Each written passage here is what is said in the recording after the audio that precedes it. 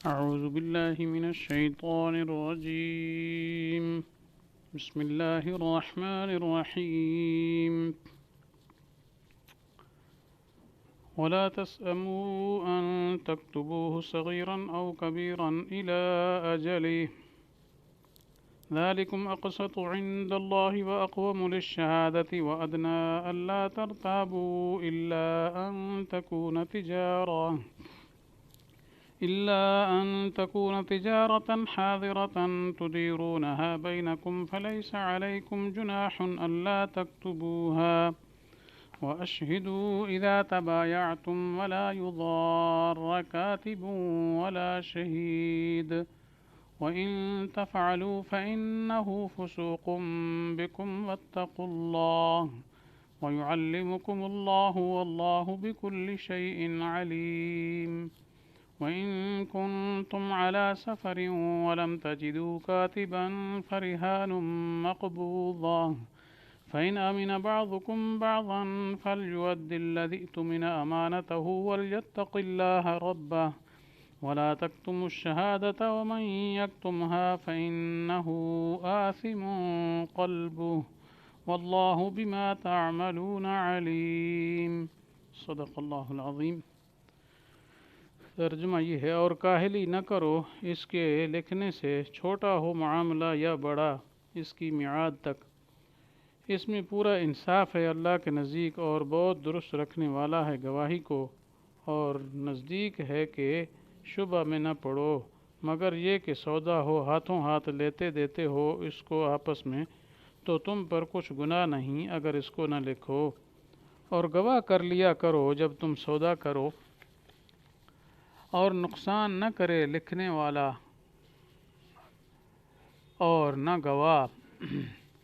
اور اگر ایسا کرو تو یہ گناہ کی بات ہے تمہارے اندر. اور ڈرتے رہو اللہ سے، اور اللہ تم کو سکھلاتا ہے، اور اللہ ہر چیز کو جانتا ہے. اور اگر تم سفر میں ہو اور نہ پاؤ کوئی لکھنے والا تو گروی ہاتھ میں رکھنی چاہیے. پھر اگر اعتبار کرے ایک دوسرے کا تو چاہیے کہ پورا کرے وہ شخص کے جس پر اعتبار کیا اپنی امانت کو،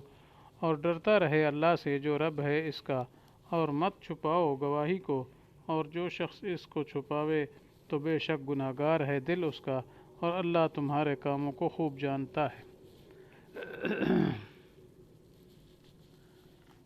وَلَا تَسْأَمُوا، تو یہ آیت پیچھے سے چل رہی ہے، آدھی آیت سے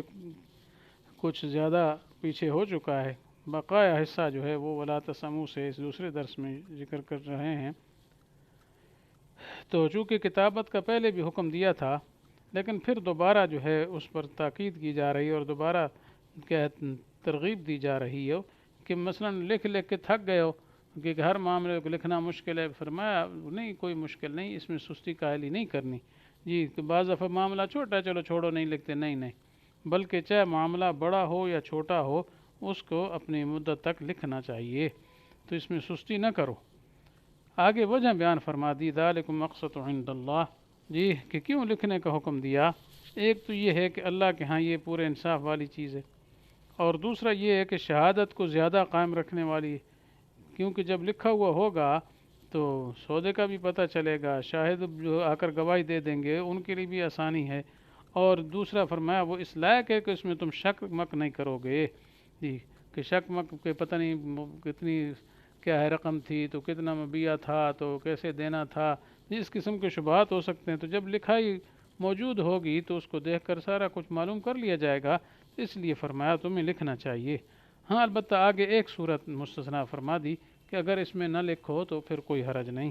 یہ ہے دست بدستی سودا، کہ آپ نے موقع پر پیسے بھی دے دیے اور مبیع بھی لے لیا، تو یعنی سودا خرید کر پیسے فوری دے دینا، تو اس میں لکھنے کی کوئی خاص ضرورت نہیں ہے. اس لیے فرمایا الا ان تکون تجارت حاضرہ، مگر یہ کہ تجارت کیا دست بدست، یہ یعنی اپنے ہاتھوں کے درمیان تم کیا ان کو پھیر. مراد یہ کہ اسی وقت پیسے دینے والے نے پیسے دے دیے، یعنی مشتری نے، اور بائع نے سودا دے دیا، بس ٹھیک ہے. تو فرمایا فلیس علیکم جناح اللہ تکتبوها، اس صورت میں تم پر کوئی گناہ نہیں کہ نہ لکھو. تو ادھار کے مسئلے میں تو بعد میں رولے زیادہ ہوتے ہیں، لیکن جو سودا ہو گیا، بیع دے دیا اور پیسے دے دیے اور سارا کچھ دونوں طرف سے لین دین ہو گیا، اب اس میں خاص رولے کی ضرورت نہیں ہے۔ لیکن پھر بھی فرمایا احتیاطاً اشہدوا اذا تبایعتم، جب کیا ہے سودا کرو نا تو گواہ پھر بھی بنا لو، بہتر یہ گواہ اس لیے بنا لو یہ کہ ہو سکتا ہے بعد میں جو ہے کوئی گڑبڑ ہو، یہ ممکن ہے کوئی بعد میں رولا ڈالے، کیونکہ مثلا کوئی کہے جی وہ کہ مجھے پیسے پورے نہیں ملے، جی سودا بیچنے والا یہ کہے جی، یا مثلا یہ کہے کوئی میں نے تو چیز فروخت ہی نہیں کی تھی یہ ویسے لے گیا، یا مشتری کہے کہ جی نہیں مجھے واپسی کا اختیار تھا جی، تو اس قسم کی باتیں بعد میں ممکن ہو سکتی ہیں۔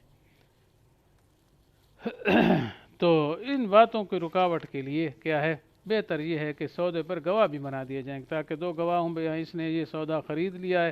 پورا اس کو دے دیا گیا ہے، اس نے پورے پیسے لے لیے ہیں، تاکہ بعد میں کسی قسم کے کیا ہے جھگڑے فساد کا اندیشہ ہی ختم ہو جائے۔ تو یہ کتنے سنہری اصول اللہ تعالیٰ نے بیان فرمائے۔ اب اس کے بعد کاتب اور شہید کے بارے میں باتیں، تو لا یضار کاتب ولا شہید، یعنی کاتب اور گواہ نقصان نہ پہنچائے، یہ اس صورت میں کہ جب کیا ہے صیغہ معروف کا ہو، تو اگر صیغہ مجہول کا ہو تو پھر معنی یہ ہے کہ کاتب اور گواہ کو نقصان نہ پہنچایا جائے، اس وقت یہ معنی ہو جائے گا۔ لیکن ترجمہ جو حضرت شیخ الہند کا ہے اس میں یوں ہے نقصان نہ کرے لکھنے والا اور نہ گواہ۔ تو اگر مجہول پڑھا جائے تو معنی یہ ہے کہ نقصان نہ دیا جائے کس کو، کاتب کو جی اور نہ گواہ کو، مطلب یہ ہے کہ کاتب کو کوئی تکلیف دی جائے یا گواہ کو کوئی تکلیف، یوں نہیں، مثلا یہ اپنی مصلحت سامنے رکھ کر دوسرے کی مصلحت میں خلل نہ ڈالا جائے، ایسا نہ کرنا چاہیے، کیونکہ عام طور پر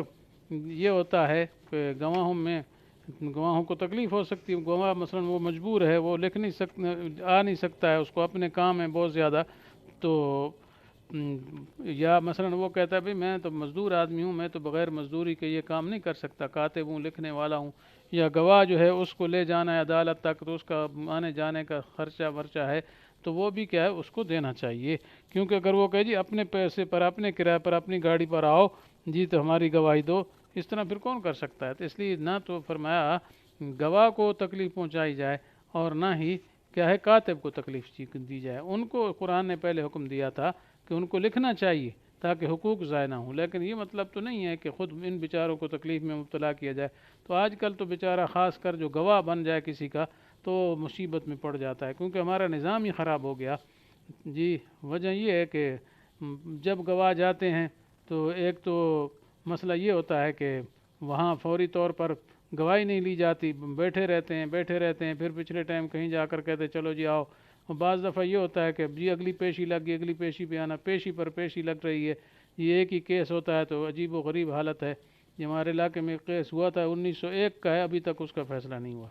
یہ ایک صدی سے بھی زیادہ بیت گیا، 1.5 صدی ہونے والی ہے، اس کا فیصلہ نہیں ہوتا، نیچے سے چلتا اوپر کی عدالتوں جاتا ہے، پھر اوپر کی عدالتیں نیچے لے آتی، تو مطلب یہ اس طرح گواہ تو پھر رل جائیں گے بیچارے، تو نظام ہی خراب ہو گیا ہے۔ لیکن شرعی معاملات کے اندر جو صحیح صورتحال تھی کہ گواہ ہو، اس کو کوئی ضرر نہ پہنچائے، آئے اور اس کی گواہی لے لی جائے، بس اللہ خیر صلی اللہ، بار بار اس کو لے آنا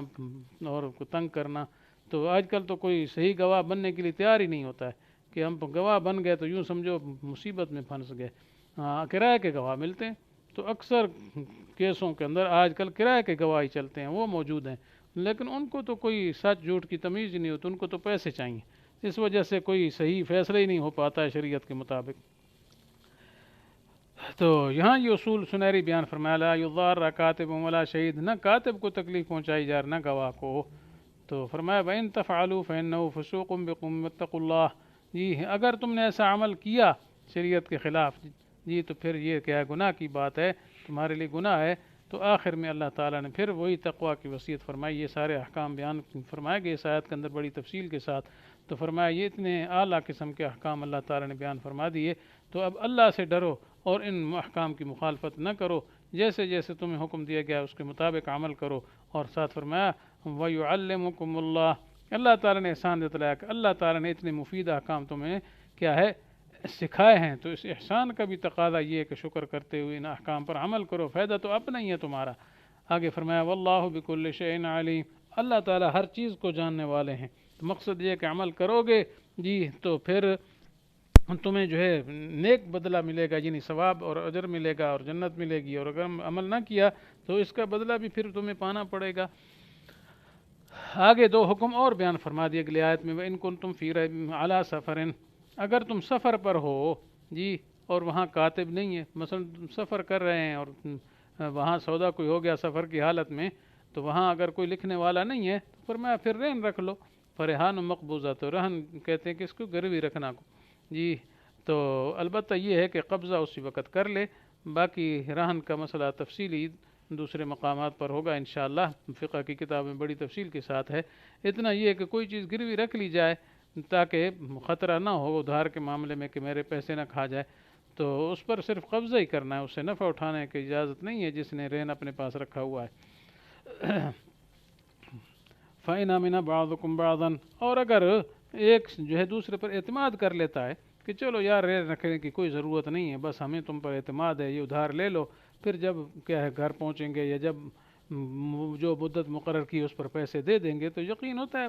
جی معتمد علیہ آدمی ہے جس کو سودا دیا ہے، تو اگر اعتماد کرتا ہے جو ہے دوسرے پر تو ٹھیک ہے، اب اس کو بھی خیال کرنا چاہیے جس پر اعتماد کیا گیا ہے، فَلْيُؤَدِّ الَّذِي اؤْتُمِنَ أَمَانَتَهُ، تو وہ جس کو امین سمجھا گیا ہے، جس پر اعتماد کیا گیا ہے، اس کو بھی پھر وہ امانت مراد یہ ہے وہ جو ادھاری چیز لی ہے اس کا کیا ہے بدلہ وہ ادا کرے، پیسے ادا کرے، یا مبیہ ہے تو وہ ادا کرے۔ پھر فرمایا وَلْيَتَّقِ اللَّهَ رَبَّهُ، اللہ سے ڈرے۔ تو اب اس آیت کے اندر کئی موقعوں میں اللہ تعالیٰ سے ڈرنا کا پہلے بھی آیا تھا وَلْيَتَّقِ اللَّهَ رَبَّهُ، درمیان میں بھی آیا وَاتَّقُوا اللَّهَ، پھر آخر میں بھی آیا جی اللہ سے ڈرو، اللہ سے ڈرو، تو ہر جگہ پر یہ اللہ تعالیٰ نے اپنا خوف دلایا ہے۔ تو مقصد یہ ہے کہ جب اللہ تعالیٰ کا خوف ہوگا ٹھیک ہے، ظاہر بات ہے تو عمل بھی صحیح ہوگا ٹھیک ہے، اور قرآن کریم کی یہ عام عادت ہے کہ قانون بیان کرنے سے آگے اور پیچھے خوف خدا اور خوف روز جزا دلا کر لوگوں کے ذہنوں کو تعمیل حکم کے لیے آمادہ کرتا ہے۔ تو اس آیت کے آخر میں بھی اسی طریقے سے کیا گیا تاکہ لوگ کیا اچھے طریقے سے کیا عمل کریں،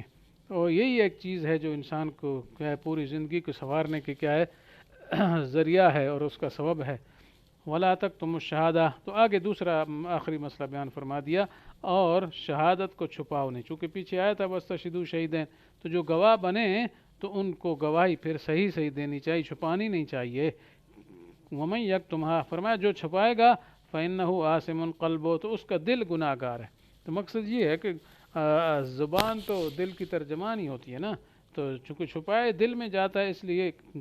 نسبت گناہ کی دل کی طرف کی گئی، باقی اصل تو دل ہی ہے بادشاہ، دل جو کچھ کرتا ہے تو پورا وجود اس کے تابع چلتا ہے۔ آگے فرمایا وَاللَّهُ بِمَا تَعْمَلُونَ عَلِيمٌ، تو اللہ تعالیٰ تمہارے جو کچھ عمل ہیں وہ سب کو جاننے والا ہے۔ تو اس لیے آخر میں پھر بھی تنبیہ فرمائے گی کہ اللہ کو پتہ ہے کون گڑبڑ کرنے والا ہے، کون چھپانے والا ہے، کون احکام پر چلنے والا ہے، کوئی نہیں چلنے والا، تو جیسا عمل ہوگا جی اس کے مطابق پھر بدلہ بھی دیا جائے گا، جیسا کرو گے ویسا بھرو گے۔ تو بہرحال یہ ایک آیت لمبی تفصیلی تھی، اور اس کے بعد دوسری آیت کے اندر دو حکم بیان کیے گئے۔ اللہ تعالیٰ سے دعا ہے کہ اللہ تعالیٰ ان احکامات پر ہمیں صحیح عمل کرنے کی توفیق نصیب فرمائے۔ وآخر دعوانا ان الحمد للہ رب العالمین۔